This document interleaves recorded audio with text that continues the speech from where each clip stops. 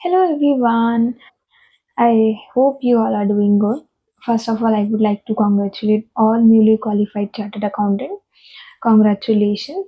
Yes, अभी तो सब पार्टी कर रहे होंगे, घूम रहे होंगे, मजे कर रहे होंगे. अच्छी बात है. 3-4 दिन, एक हफ्ते अच्छे बढ़िया घूमिए, फिरिए, मजे करिए.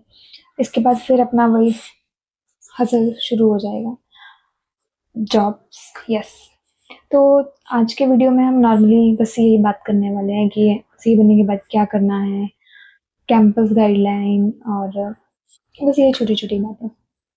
तो चलिए शुरू करते हैं। अब आप सीए बन गए हैं, तो सबसे पहले अपनी मेंबरशिप के लिए अप्लाई करिए। इसकी फ़ीस अराउंड होती है 3500। मेंबरशिप अप्लाई कर लिया। अब उसके बाद जो करना है आपको अपना रिज़्यूमे बनाइए। रिज़्यूमे 1 पेजर, 2 पेजर जो आपको अच्छा लगे। बट मैं सजेस्ट करूँगी आपको कि रिज़्यूमे 1 पेजर होना चाहिए क्योंकि अभी हम फ्रेशर हैं तो ओनली रेलेवेंट कंटेंट आप उस पे कोट करिए और अपने रिज़्यूमे को 1 पेजर रखिए। रिज़्यूमे बनने के बाद आप इसको लिंक्डइन और नौकरी पे अपलोड करिए। चलिए, मेंबरशिप अप्लाई कर ली, रिज़्यूमे हो गया, अपलोड भी कर लिया। अब जो करना है वो है आपको इंटरव्यू की तैयारी।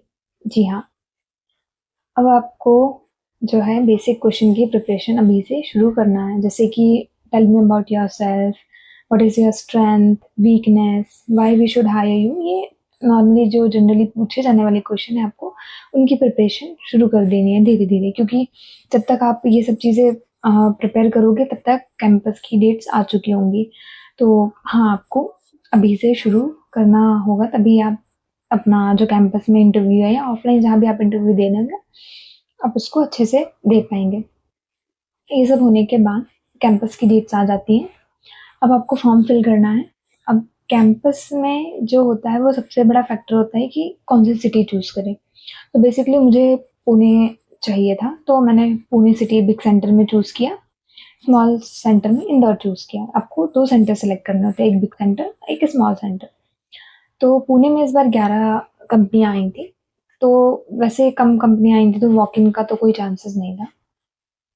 बट ठीक है, ये आपको कि आपको कौन सी सिटी चूज़ करनी है, या आप आईसीआई की साइट पर ऑलरेडी कैंपस की लिस्टिंग की पीडीएफ्स अवेलेबल होंगी। आप वहाँ से एक बार देख के वो मालूम कर सकते हैं कि कहाँ कंपनियाँ ज़्यादा आएँगी, कौन सी कंपनियाँ आती हैं, तो उस बेसिस पे आप अपना big centre, small centre choose कर सकते हैं।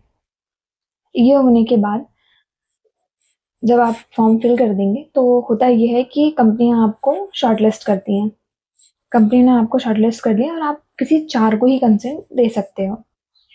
अब आपको सब कुछ पता है, किन-किन कंपनी ने आपको शॉर्टलिस्टिंग किया है, फिर आपने किन-किन को कंसेंट दी है। आईसीआई आपको वेन्यू बताएँगे कि कहाँ आपको इंटरव्यू देना है। वो सब चीज़ें आईसीआई आपको बताएगा कि कहाँ आके कौन-सी कंपनी कहाँ इंटरव्यू ले रही है। तो ये सब चीज़ें अब आपको पता चल जाती हैं। अब मैं आपको कुछ टिप्स बताने वाली हूँ कि आपको कौन-कौन सी चीज़ें ध्यान में रखनी है। तो सबसे पहले ये है कि अपना रिज़्यूमे 6 से 7 कॉपी आप उसको निकलवा के रखिए। बढ़िया से अच्छे कलर्ड में, और उसको ऐसे कुचुम-मुचुम नहीं करना है उसको, ठीक है? अच्छे से बढ़िया से वो क्या बोलते हैं, हाँ, स्क्वायर फॉर्म में होना चाहिए उसको, ऐसे तोड़-मरोड़ के उसको कुछ भी नहीं करना है। तो वैसी कॉपी आप रखिए, 6 से 7 कॉपी रखिए उसको। 6 से 7 कॉपी आप उसकी रखिए। क्योंकि क्या होता है, सेंटर टू सेंटर डिपेंड करता है ये कि कंपनियाँ वॉक इन भी करवाती हैं। अब मेरे सेंटर पे तो 11 कंपनियाँ आई थी, तो वहाँ वॉक इन नहीं था, तो मेरे रिज़्यूमे यूज़ नहीं हुआ, बट सेफ़र साइड पे आप रखिए उनको। अब क्या होता है कि मेरा जो इंटरव्यू एक्सपीरियंस है वो मैं आपको बताती हूँ।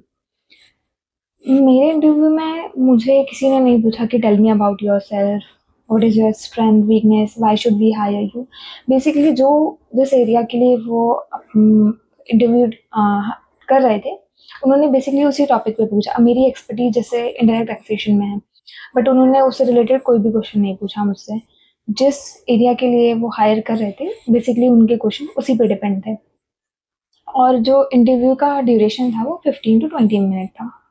बट जो मैंने ऑफलाइन इंटरव्यू दिया था उसमें ये सारे नॉर्मली जो क्वेश्चन थे, tell me about yourself, strength, weakness, ये सारे क्वेश्चन पार्ट थे।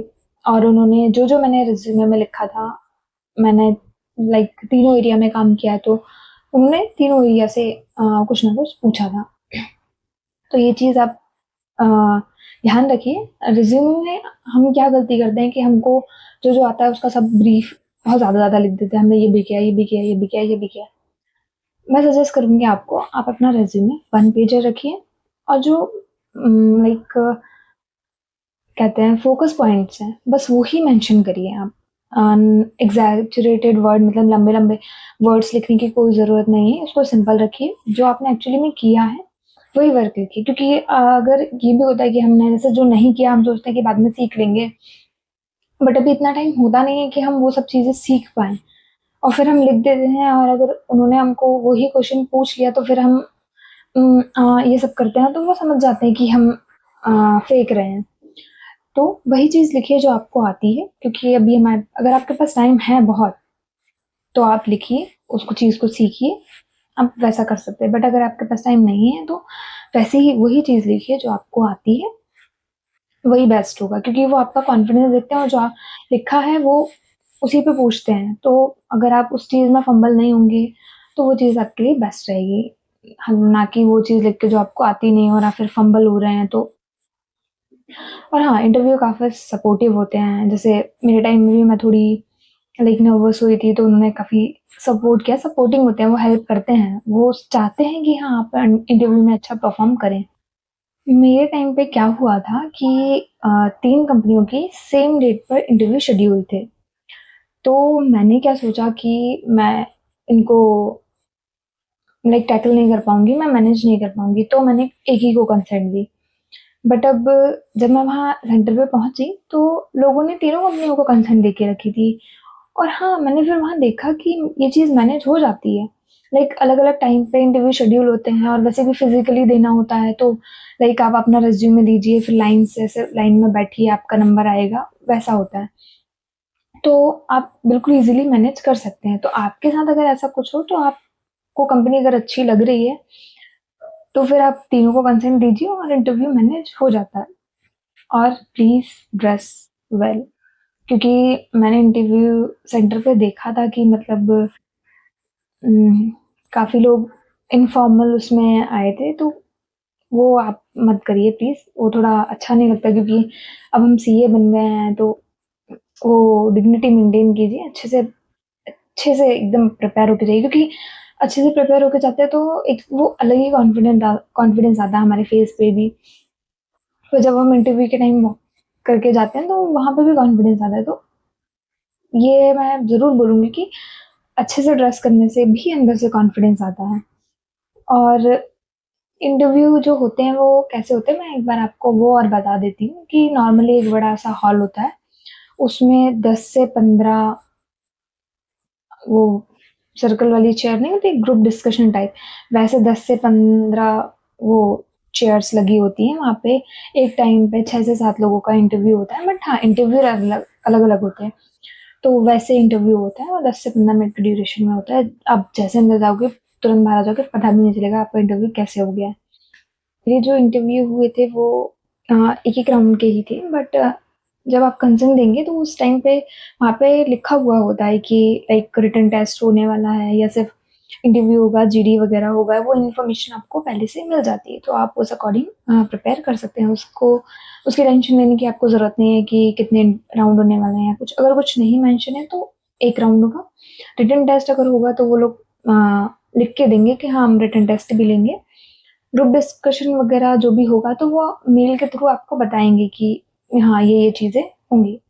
तो उसकी आपको टेंशन लेने की ज़रूरत नहीं है। और याद कर लेती हूँ, कुछ भूली तो नहीं हूँ। अगर भूली हो तो आपको अगर कुछ पूछना हो मुझसे, कुछ क्वेरी है तो आप कमेंट सेक्शन में मुझसे पूछ सकते हैं या आई विल डेफिनिटली रिप्लाई। तो ये मेरा मई 25 कैंपस का एक्सपीरियंस रहा, अच्छा एक्सपीरियंस था। मैं भी डरी हुई थी आप लोगों की तरह, बट सब कुछ अच्छे से हो गया। तो दैट्स इट फॉर टुडे।